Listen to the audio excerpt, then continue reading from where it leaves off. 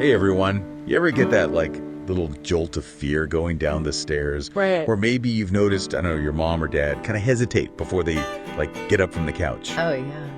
Well, today we're diving into that fear of falling. Mm. We're using this article from iwantfinch.com. It's called Are You Living in Fear of Falling? Okay. And it's got this question mark at the end, here's what you need to know. And it really digs into how much this fear can affect us, especially, well, everyone, but especially as we age. Yeah. Right. It's a big one. And honestly, it's way more common than people think. Like the article points out, 1 in 3 adults over 65, they actually fall every year. Wow. And then, even beyond that, a huge chunk of older adults, like between 35 and 55%, they actually say they're afraid of falling. Right. So it's not just, oh, be careful. It's this real fear. It's like it takes over. Yeah, it can really impact how you live your life. And then doesn't it like become this weird self-fulfilling thing? Yeah. Oh, absolutely. Like you're afraid to fall, so you don't move around as much. Right. And then you get weaker, your balance gets worse. Exactly. And then you're more likely to fall. Yeah, it's like a downward spiral. Yeah, totally. And there was this term in the article, post-fall syndrome. Have you heard of that? Oh, for sure. Post-fall syndrome it's wild. It's basically all the stuff that can linger after a fall. Right. Not just the physical injuries, but I mean, imagine like losing your confidence. Suddenly you're anxious about just everyday things. Right, just walking around. Yeah, you might even start to feel isolated because you can't do the things you used to enjoy. And it's like that one fall, that one moment can just like totally change everything. Exactly. It's a real turning point for a lot of people. And the article had these stories, right? Like people who love gardening, or they'd go dancing. Yeah. Or just, meet up with their friends, and then boom, one fall, and they're too afraid to even leave the house. Right? It's like their world gets smaller and smaller. It's heartbreaking. And it's not just, a personal thing either. Like, think about it. The world's population is getting older. Right. So falls, they're becoming a bigger and bigger issue, a real public health concern. I mean, the costs are huge, not just to treat the injuries. Oh, for sure. But all the emotional costs too, You don't even think about that. It's massive. That's so true. Yeah. And then it makes you think, like, dealing with this, with fear of falling, it's not just about, being safe yourself. Right. It's about how we as a society help older adults Absolutely. live their lives to the fullest. It's about independence. Yeah. Being able to connect with people. Yeah, and just having a good quality of life as you get older. Right, because if we can address this fear, then people can stay active, Exactly. engaged. It's a win-win. It really is. And the article, it made me think, like, personally, right, and about people I know. Yeah. And it had these questions like, do you avoid doing things because you're afraid of falling? Or have you stopped doing things you used to love? It's powerful stuff. Do you feel less steady than you used to? Those questions, they really hit home. Yeah, they do. It's a wake-up call. Like, we all need to be more aware of this fear, both in ourselves and in the people around us, like our parents, our grandparents. Yeah, definitely. And it made me think, like, what is fear of falling really? Good question. Is it just being careful? It's more than just being cautious. Wow. It's this mix of physical stuff and your mental state. Okay. Like for some people, yeah, it might be from a fall they had before. Yeah. But for others, it can build up over time. Okay. Maybe they feel unsteady once, or they see someone else trip. Oh, I see. And then this fear, it can show up in different ways, Yeah. Maybe they get anxious a lot, or they start walking differently. Yeah. They might even avoid certain activities altogether. Wow. And in the end, it affects how well they can get around and how confident they feel. So it's not just about, physically falling. It's the mental and emotional side of it too. It's a whole package deal, Yeah. unfortunately. And that's a really important point. For sure. And it makes me wonder, like, okay, how do we go from being scared to feeling like we can handle this? Like, what are some real concrete things we can do to start feeling more confident? Yeah, that's a great question. There are definitely things you can do. Okay. Real strategies that can help you take back control, reduce your risk, You all right? and let you live more fully without being so afraid all the time. I like that. Let's dig into those more after a quick break. All right, welcome back. So before the break, we were right on the edge of figuring out how to move past this All right, welcome back. So before the break, we were like right on the edge of figuring out how to move past this fear. Yeah, like what are the things we can actually do Exactly. to feel more confident and less like at risk of falling, you know? Really? I remember the article had this quiz Right. to help figure out like your personal risk level. That's a great place to start. Yeah, it seemed like a really smart idea. It is. The quiz, it's linked in the article. Okay. And it asks you about like your balance, any medications you might be on, just basic stuff about your home. Is it safe? Right. And from your answers, it gives you personalized advice. Oh, that's cool. So it's not just like general tips. No. It's really tailored to you. Okay, I like that. So like, let's say you've taken the quiz. You know what your risks are. Right. What are some, I don't know, easy things people could do at home to get better balance? Oh, there are so many. Like stuff that doesn't need a gym or anything. Right, exactly. Like one that's great is just standing on one leg for a little bit. Oh, okay. Like imagine you're a flamingo. You can hold on to a chair if you need to. Right. At first, and then as you get stronger, try holding it longer. You know what? I've been doing that while I brush my teeth. No way. That's awesome. Yeah. And it's harder than you think. Yeah. Even just for a few seconds. Right. It's deceptively challenging. What about, have you tried walking heel to toe? Oh, no, not that one. It's like you're on a tightrope. It's great for balance. Okay. And honestly, even just being mindful of your posture can make a big difference. Oh, interesting. Think about it like this. Imagine a string pulling you up from the top of your head, keeping you nice and straight. Okay, I can picture that. Right. So many little things we can do. Yes, those little adjustments. Right. Exactly. And then the article talked about adapting our homes, too. Oh, yeah. Super important. Like we can miss hazards even if we see them every day. It's true. Like, think about loose rugs. Those are classic trip hazards. For sure. Or cords running across the floor, or just clutter in walkways. Right. It's all about making those pathways clear, secure those rugs, organize the cords. Declutter. I tripped over a rug in my own living room last month. Oof, I feel that. It really makes you rethink things. It does. And then good lighting. Can't underestimate that. You're telling me, make sure it's bright, especially hallways and stairs. Especially as we get older, right? Our eyes aren't what they used to be. Absolutely.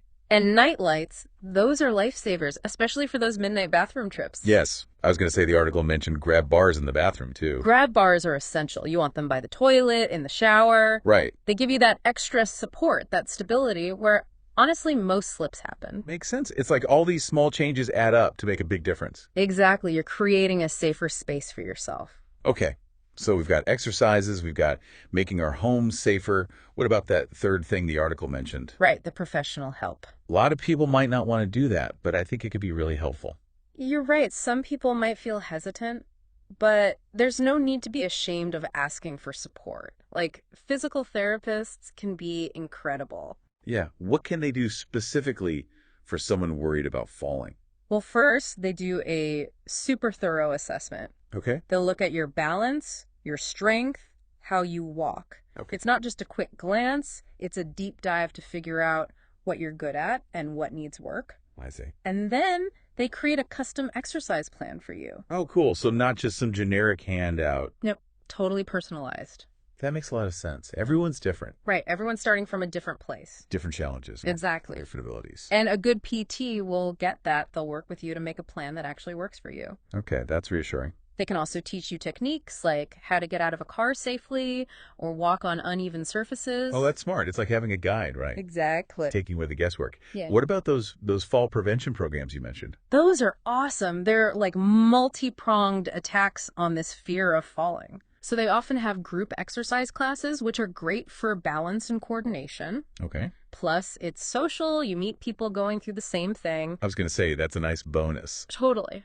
And they often have workshops, too, to teach you strategies. Okay. And some will even come and do home safety assessments, point out hazards you might be missing. Oh, wow. Some even do cognitive training exercises, to help you react quicker, make better decisions on your feet. That's interesting. So it's not just the physical side, it's the mental part, too. Exactly. It's a holistic approach, like Right. taking charge of your well-being. I like that. So we've talked about the body, our environment, professional help. But I think we got to acknowledge the emotional toll this fear takes. Absolutely. It's a big one. The article talked about how it can lead to like people becoming isolated, not enjoying life anymore. Oh, yeah. That's a serious consequence. It is. Fear, if you let it run wild, it can trap you. Right. You get stuck. People might stop going out with friends, quit their hobbies, even just stay home more because they're so afraid. I've seen that happen with my grandma. Really? She used to love her walks in the park. Oh. And now she barely leaves the house. She's afraid of tripping. It's heartbreaking to see how it can shrink someone's world, you know? It really is. Yeah. And it makes you wonder, like, how do we break that cycle? Good question. It starts by admitting how you feel, not pushing those feelings away. Okay, so what if someone's listening to this and realizing, okay, I'm struggling with this fear. Right. What's the first step? Own it. Say it out loud. Don't ignore those feelings. Talk about them. It's okay. Find someone you trust, a friend, family, a therapist even. Right.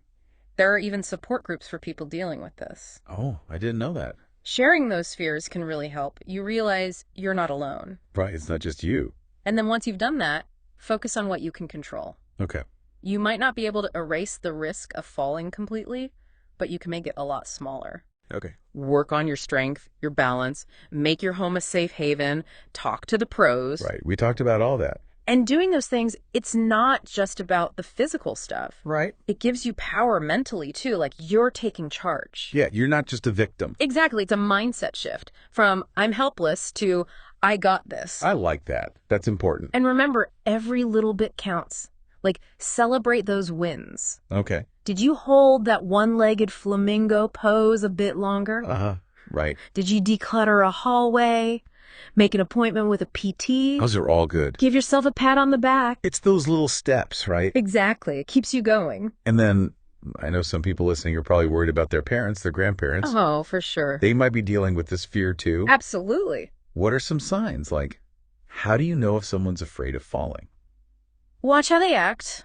Do they seem less active? Do they not want to do the things they used to love? All right. Are they hesitant to go out as much? Those are all subtle things, right? They are, but they can be clues. Look for physical stuff, too. Are they wobbly? Yeah. Do they lean on furniture or walls more than they used to? Right, right. And if they've had a fall, are they anxious about it happening again? Makes sense. Yeah. So let's say you notice these things. Hmm. How do you even start a conversation about it? It's a tough one. It is. It's sensitive. You gotta be gentle, you know? Start by saying you're worried, but in a kind way, don't judge them. Right. Even if their fears seem a bit, over the top. Yeah, it's about creating a safe space. Exactly, so they can open up without feeling ashamed. Right. They don't have to feel bad. Just listen to them. Tell them you understand. Exactly. And then you can start talking about resources like that quiz, the exercises, making their homes safer. Okay, yeah. Encourage them to take baby steps, even if it's just a little decluttering or one exercise. I bet that's hard if they don't want help. It can be. If they push back, don't give up. Just keep offering support. Sometimes it takes a while to come around. Right. Maybe bring their doctor into the conversation. Oh, good idea. Hearing it from a professional can be persuasive. Yeah, that makes sense. But ultimately, it's about being patient For sure.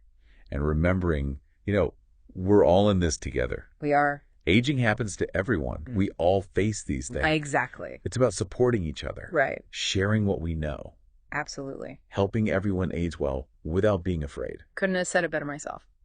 This has been like eye-opening, really. Oh, yeah. Just how important it is to talk about this, be Uh-huh. kind, and, actually do something. Action is key. And going back to what the article said, Mhm. fear of falling, it doesn't have to run your life. It really doesn't. You can take control. Yeah. You can feel free again. It's never too late.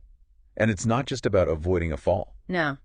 It's about living a full life. Absolutely. A life where you can do the things you love without this fear holding you back. I love that.